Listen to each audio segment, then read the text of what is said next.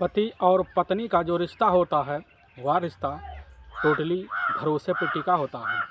लेकिन जिस दिन पति और पत्नी में भरोसा टूटता है उसी दिन से पूरा परिवार भी तहस नहस हो जाता है। आज के घटना में सेम ऐसा ही हुआ, जिस वजह से एक इंसान इस दुनिया को छोड़ के चला जाता है। लेकिन जब लोगों के सामने सच्चाई निकल के आता है, इससे सुनने के बाद तो कोई भी अपने कानों पर विश्वास करने के लिए तैयार भी नहीं रहता है। आज के घटना में क्या था, आज की घटना में क्या हुआ, इस घटना में क्या था, इस घटना की आप पूरी सच्चाई जानने के लिए इस वीडियो को आप लास्ट तक जरूर देखिएगा। नमस्कार दोस्तों, मैं प्रदीप कुमार आपको इस टेढ़ी बात चैनल पे मैं स्वागत करता हूं। दोस्तों आज की यह जो सच्ची घटना है, यह घटना है उत्तर प्रदेश। और उत्तर प्रदेश का एक जाना माना औद्योगिक क्षेत्र पड़ता है कानपुर, और ठीक उसी का थाना लगता है किदवई नगर थाना, और ठीक उसी का एक बस्ती पड़ता है इंदिरा बस्ती। वहीं के रहने वाले होते हैं अशोक विश्वकर्मा और उनकी पत्नी होती है प्रियंका विश्वकर्मा। अशोक विश्वकर्मा की उम्र होता है लगभग 26 साल के आसपास और प्रियंका का उम्र होता है लगभग 23 साल के आसपास। अशोक विश्वकर्मा जो होता है असल में वह अपने इलाके में रहकर एक लोडर चलाता है। उसी की वजह से उसके घर का जो पारिवारिक जो खर्चा होता है वह पूरी तरह से चलता था। उसके परिवार में काफ़ी खुशियों का भी माहौल भरा होता है। और वह जो होता है मौके पर अशोक विश्वकर्मा वह एक किराए के मकान में भी रहता है, और उसके घर का जो पारिवारिक जो खर्चा आता था सभी खर्चा काफ़ी हंसी खुशी वह जो होता है अशोक सहता भी था। लेकिन जब वह काम के निकलता था लगभग सुबह 8 बजे के आसपास, और शाम को कभी 8 बज जाता था, कभी 9 बज जाता था, वहाँ जाकर काफ़ी मेहनत करता था। इसी मेहनत के दम पे जो होता है वहाँ पर उसको लोग अच्छे कर्मों के द्वारा ही जाना करते थे।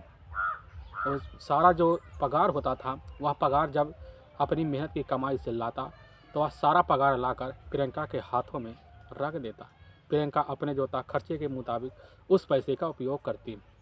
और तभी मैं बात कर रहा हूँ 10 जुलाई 2020 का दिन होता है। दोपहर का लगभग 1:30 बजे के आसपास का टाइम होता है। तो प्रियंका जो होती है अपने घर में काफ़ी चीखती चिल्लाती निकलती है, कुछ दूर चलती है, तभी जो होता है वहीं पर एक कटे हुए ब्रिज की तरह गिर जाती है। इंदिरा बस्ती के जितने लोग होते हैं सभी देखते हैं, प्रियंका की तरफ दौड़ते हैं तो देखते हैं उसके सर पर काफ़ी ज़्यादा खून बह चुका और काफ़ी ज़्यादा गहरे घाव लगे हुए हैं। उसी समय प्रियंका को हाथ लगाते हैं, बुलाते लौटते हैं, लेकिन प्रियंका जो होता है कुछ जवाब नहीं दे पाती। काफ़ी तसल्लीबद्ध देखते हैं, देखने के बाद वह समझ जाते हैं प्रियंका इस दुनिया को छोड़ के चली गई है। तुरंत ही वहाँ लोग शोर शराबा करना शुरू कर देते हैं। इसी बीच उसी मकान का जो मकान मालिक होता है कमल कुमार वहाँ पर तुरंत ही पहुँच जाता है। पहुँचने के बाद लोगों को वहाँ इकट्ठा देखता है, तुरंत इसकी सूचना जो होता है अपने नज़दीकी पुलिस थाने किदवई नगर में दे देता है। किदवई नगर में देने के बाद वहाँ के जो होते हैं थाना प्रभारी होते हैं इस चीज़ की सूचना पाते हैं। तुरंत ही अपने से बड़े अधिकारी जो होते हैं एसआई होते हैं दीपक भूकर होते हैं, जैसे यह खबर पाते हैं तुरंत ही अपने दल बल टीम को लेकर जो होते हैं अशोक के घर पहुंचते हैं। अशोक के घर पहुंचने के बाद देखते हैं कि वहां पर काफ़ी ज़्यादा भीड़ लगा हुआ है, लोग शोर शराबा कर रहे हैं, कोई कोई चीख भी रहा होता है। पुलिस उन लोगों को हटा के अलग करती है। अलग करने के बाद जो होता है प्रियंका के करीब पहुँचती है। पुलिस बॉडी को पलट के देखती है तो देखती है प्रियंका के सर पर काफ़ी ज़्यादा ब्लड लोहे लगे हुए अवस्था होते हैं। वह देखते ही समझ जाते हैं कि प्रियंका के यहाँ पर इसी घटना पर लग रहा है मौत हो गई है। अब वहाँ के जो होता है मकान मालिक होते हैं सामने खड़े होते हैं कमल कुमार। वहाँ के एसपी पूछने लग जाते हैं क्या सब कैसे हुआ। कमल कुमार जो होते हैं पूरी आप बीती बता देते हैं, उनसे पूछताछ और करते हैं। कमल कुमार कहे जाते हैं कि साहब इनके घर में सिर्फ जो होता है इनका अपना पति होता है अशोक विश्वकर्मा जो इनके साथ ही रहता है, और उसी के बीच आज इन झगड़े तकरार चलते हैं। हो सकता है वही कुछ कर लिया हो। अब जैसे इस बात को जो पुलिस होती है या सुनती है कि अशोक विश्वकर्मा ने ही हो सकता है इनके साथ कुछ किया हो, इसीलिए पुलिस अब घर में जाती है, पूरे घर की तलाशी लेती है। जब घर की तलाशी लेती है कहीं पर अशोक विश्वकर्मा नहीं दिखता। पुलिस समझ जाती है कि अशोक विश्वकर्मा ने ही यह सारा कांड करके यहाँ से तुरंत ही फरार हो गया है। पुलिस बाहर आती है, बाहर आने के बाद कमल कुमार से दोबारा पूछती है। जब दोबारा पूछती है तो जो चौंकाने वाला खुलासा करते हैं पुलिस उसी के तहरीर पर इस समय धारा 301 के तहत मुकदमा दर्ज कर लेती है। दर्ज करने के बाद प्रियंका के बॉडी का पूरी तरह से पंचनामा करने के बाद पुलिस जो होती है पूरी घर की अच्छे से तलाशी लेती है। तो उसी घर में एक जो होता है लोहे का राड मिलता है, उस पर काफ़ी खून था, सना होता है। पुलिस समझ जाता है इसी राड का उपयोग जो है अशोक ने अपनी पत्नी को मारने के लिए किया था। अब पुलिस उसी राड को अपने कब्जे में लेती है सबूत के तौर पर। लेने के बाद उसी समय जो होता है प्रियंका विश्वकर्मा के बॉडी को उठाकर अपने ही नज़दीकी सरकारी अस्पताल में पोस्टमार्टम के लिए भिजवा देती है। अब पुलिस का जो सबसे बड़ा मकसद होता है वह मकसद होता है अशोक विश्वकर्मा को जल्द से जल्द गिरफ्तार करना। अब पुलिस उसी बीच अशोक विश्वकर्मा को तलाशी करने के लिए अपनी टीम भी लगा देती है। साथ में जो होता है मुखबिरी जो होते हैं उनको भी लगा देती है। लगभग वहाँ 2 घंटे मेहनत करती है। तभी रात का उसी दिन का 10 बज जाते हैं। 10 बजे के बाद मुखबिर जो होता है पुलिस को फ़ोन करता है और वह कहने लगता है कि साहब अशोक विश्वकर्मा जो है सोटक वाले मोड़ पर मौजूद है। अब जैसे पुलिस यह खबर पाती है तुरंत ही अपने दल बल टीम के साथ जो होता है सोटा वाली उसी मोड़ पर पहुंच जाती है। वहां पर पहुंचती है तो देखती है कि अशोक विश्वकर्मा जो है वहीं पर खड़ा हुआ है।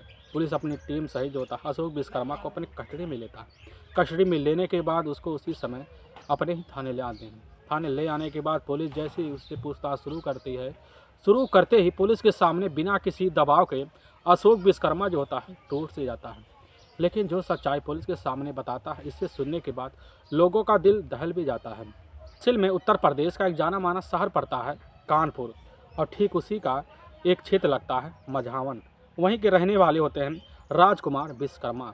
उनकी सबसे छोटी बेटी होती है, लाडली बेटी होती है, वह होती है प्रियंका विश्वकर्मा, जिसकी उम्र होती है उस समय मात्र 19 साल के आसपास। प्रियंका विश्वकर्मा जो होती है अपने ही इलाके में रहकर अपने ही कॉलेज में काफ़ी अच्छे तरीके से पढ़ाई भी कर लेती है। लेकिन जैसे पढ़ाई करती है उसी बीच उसके जो पिता होते हैं वह राजकुमार तुरंत ही समझ जाते हैं कि हमारी बेटी अब दवानी के दहलीज पर पहुंच चुकी है, इसीलिए उसकी शादी करना काफ़ी अनिवार्य हो गया है।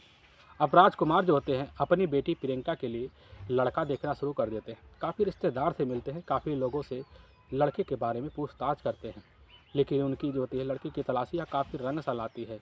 तब उनको साल 2015 में ही यह पता चल जाता है कि उत्तर प्रदेश के ही रसौल के ही एक इलाका पड़ता है, वहीं के रहने वाले 3 भाई होते हैं। तीनों भाई में सबसे बड़ा जो भाई होता है वह होता है सर्वेश, और दूसरे नंबर का जो भाई होता है वह होता है कमलेश, और सबसे छोटा जो भाई होता है वह होता है अशोक विश्वकर्मा। इनके पास काफ़ी ज़्यादा खेती है, और इसी बीच इनके भाइयों में जो होता है सबसे बड़ा जो भाई होता है मौके पर वह सर्वेश अपने ही पास के इलाके में जाकर एक प्राइवेट कंपनी में नौकरी भी करता है। लेकिन कमलेश जो होता है घर में रहकर खेती बाड़ी भी देखता है, और साथ में अपने छोटे भाई अशोक को भी साथ लगा रखता है। लेकिन अशोक जो होता है उसी समय थोड़ा बहुत पढ़ा लिखा होता है, पढ़ा लिखा होने की वजह से वह जो होता है अपने भाई कमलेश के साथ घर के रिश्ते में भी हाथ बढ़ाता है। अब जैसे इस चीज़ की सूचना जो होता है प्रियंका के पिता जो होते हैं राजकुमार को लगता है, तो राजकुमार तुरंत ही आते हैं। उसी समय कमलेश से ही रिश्ते की बात करते हैं, क्योंकि कमलेश के जो माता पिता होते हैं वह उस समय इस दुनिया में नहीं थे। इसीलिए राजकुमार जो होता है कमलेश से बात करना काफ़ी ज़रूरी समझते हैं। और राजकुमार से बात करके जो होता है प्रियंका और अशोक विश्वकर्मा की दोनों की शादी जो होता है काफ़ी तौर तरीके से करा देते हैं, काफ़ी माहौल में कर दिया जाता है। प्रियंका अपनी शादी कर कर अपने ही ससुराल वहाँ जो होता है उस समय अशोक विश्वकर्मा के साथ आती है, वहाँ पर रहना शुरू कर देती है। लेकिन प्रियंका जो होती है देखने में काफ़ी खूबसूरत होती है, काफ़ी चंचल होती है। अशोक जैसी खूबसूरत पत्नी को देखता है तो देखने के बाद भी उसकी एक तरफ दीवाना हो जाता है। उसी दिन से उसका कद करना भी शुरू कर देता है। समय बीतने लगता है। अपनी पत्नी का जो होता है वह अशोक काफ़ी इज्जत करता है, क्योंकि खूबसूरती के आगे दुनिया टिकी हुई है। इसी बिना पर अशोक भी वही काम करता था। धीरे धीरे वक्त बीतने लगा, समय बीतने लगा, लेकिन अशोक विश्वकर्मा के जितने दोनों भाई होते हैं दोनों भाई उस समय जो होता है मौके पर अलग होने की फैसला लेते हैं, क्योंकि प्रियंका जो होती है अपने ही घर में वह उस समय इन लोगों की मौजूदगी नहीं देखना चाहती थी। इसी वजह से प्रियंका किसी के साथ रहने के लिए भी राज़ी नहीं होती थी। तभी तीनों भाइयों ने मिलकर अलग रहने का फैसला ले लिया, और उसी बीच कमलेश और साथ में सर्वेश दोनों ने अपना अपना खेती लेकर अपना अपना मकान बना लिया। लेकिन जैसे ही अशोक को लगने लगा कि हमारा इनके साथ गुजारा नहीं होने वाला है, इसीलिए प्रियंका के साथ मिलकर वह फैसला ले लेता है। फैसला लेने के बाद जो होता है कानपुर के ही उसी समय इंदिरा बस्ती में आकर वह एक किराए पर मकान लेता है। किराए पर मकान लेने के बाद घटना से ठीक 1 साल पहले वहाँ रहना शुरू कर देता है और वहीं पर रहकर जो होता है जाकर वह लोडर चलाने का काम भी करना शुरू कर देता है। उसके पास लोडर की वजह से काफ़ी ज़्यादा पैसे आते हैं। उसी पैसे की बदौलत जो होता है अशोक जो होता है अपनी पत्नी प्रियंका का जितना शौक श्रृंगार का जो पैसा लगता है सभी को वह जो होता है पूरा करता है। लेकिन इसी बीच जो होता है अशोक विश्वकर्मा वह लगभग सुबह सुबह 8 बजे ड्यूटी करने के लिए निकल जाता है। लेकिन तभी वह जो होता है रात कभी 8 बज जाते कभी 9 बज जाता है, जिस वजह से प्रियंका अपने घर में काफ़ी अकेली रहती। अकेली रहने के बाद जो होता है उसका दिन काटना उसके लिए काफ़ी भारी भर जाता है। इसीलिए वह ज़्यादा से ज़्यादा समय जो होता है अपने मोबाइल में बिताना शुरू कर देती है। लेकिन उसका मोबाइल पर भी मन नहीं लगता। लेकिन जब रात में अशोक थका माना घर लौटता, घर लौटने के बाद जब प्रियंका के साथ हम बिस्तर होने की कोशिश करता, उसी बीच प्रियंका जो होती है हम बिस्तर से उससे काफ़ी नाखुश हो जाती। क्योंकि उस समय जो होता है अशोक उस अवस्था में नहीं था कि प्रियंका के साथ उसके मन मुताबिक संबंध बना सके। अब इसी वजह से प्रियंका जो होती है अशोक से काफ़ी चिड़चिड़ी होने लगी, क्योंकि अशोक उस मन मुताबिक पति नहीं उतर पाया था।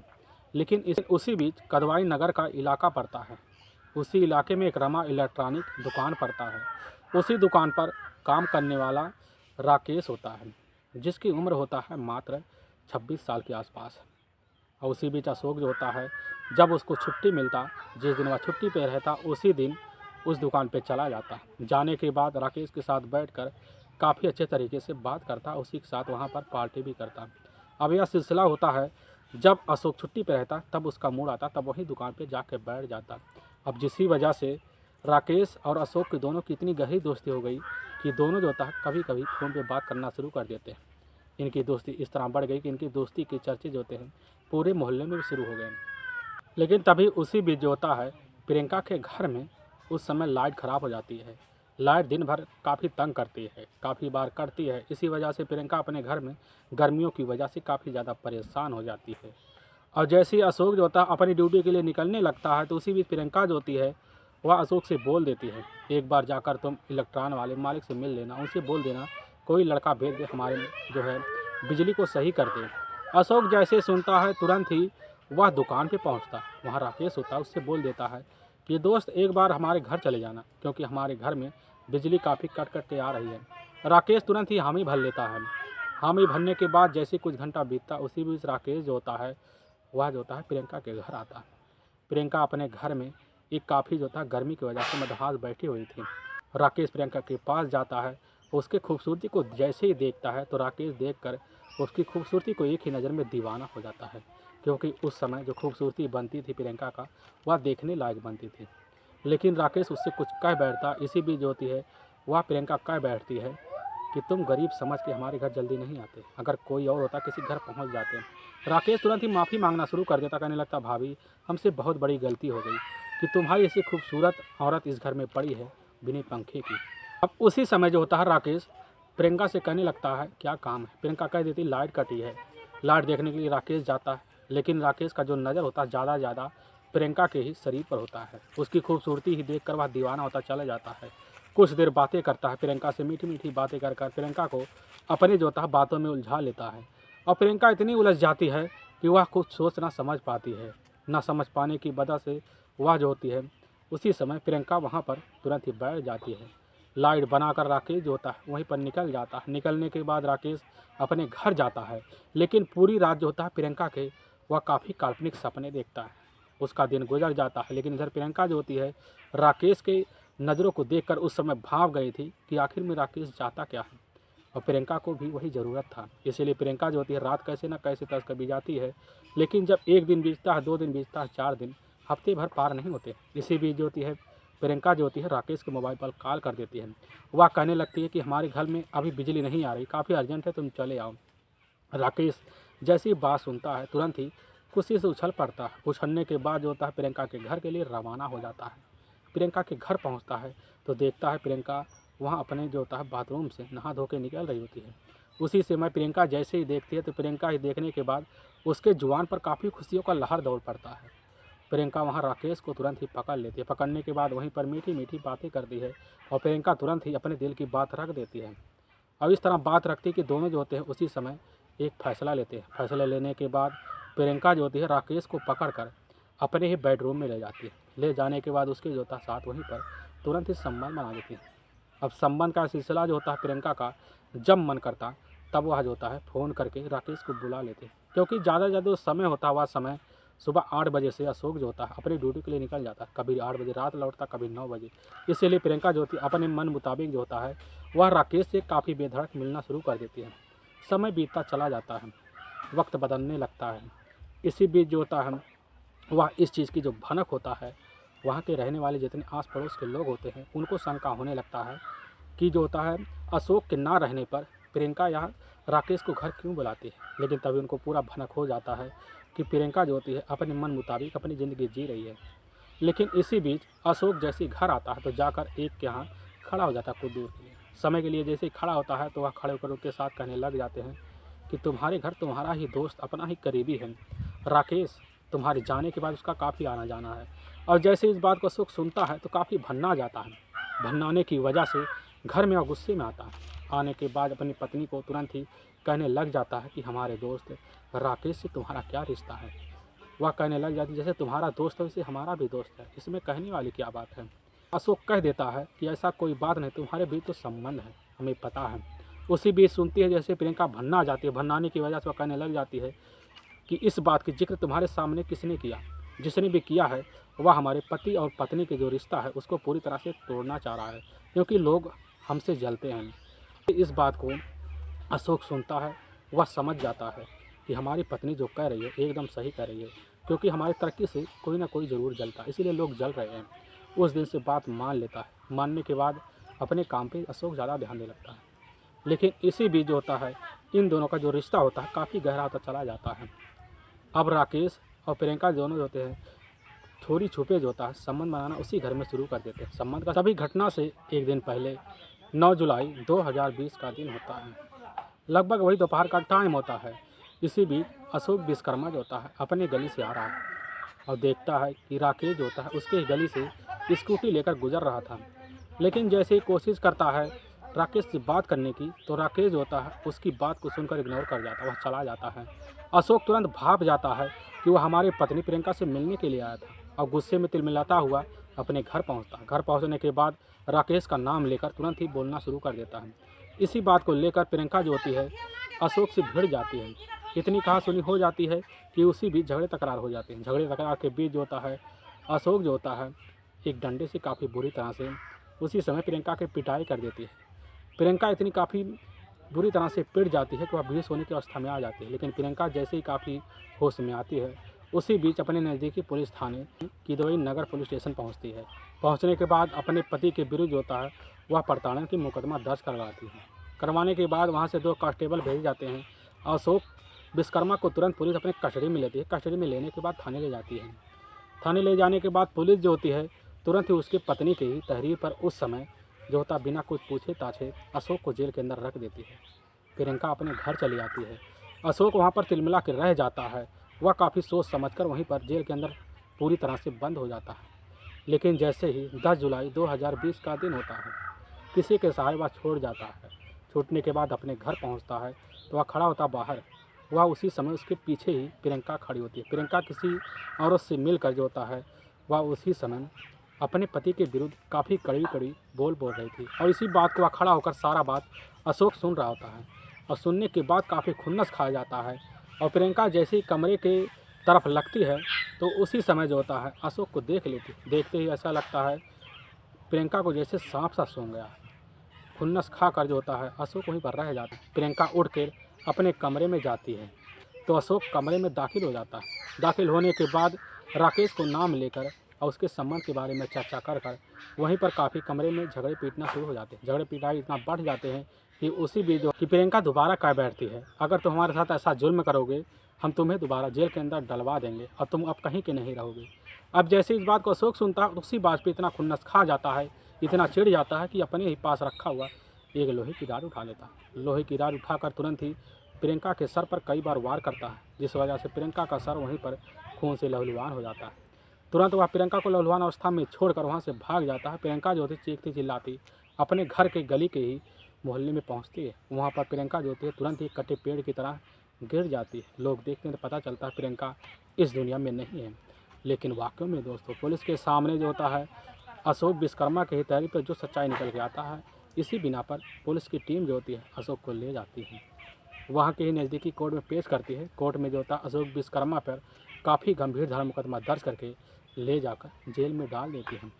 दोस्तों, हमें इस घटना का सुनाने का उद्देश्य किसी को परेशान करना नहीं है और ना ही किसी को दिल को ठेस पहुंचाना है, बल्कि आपको यह बताना है कि आप जहां भी रहें आप सावधान और सतर्क जरूर रहें। दोस्तों, अगर आपको यह वीडियो पसंद आ रहा है तो इस वीडियो को आप ज़्यादा से ज़्यादा शेयर और सब्सक्राइब जरूर करें, जिससे हम आपके बहुत आभारी रहेंगे। फिर मिलेंगे एक नए एपिसोड के साथ, तब तक के लिए जय हिंद और जय भारत।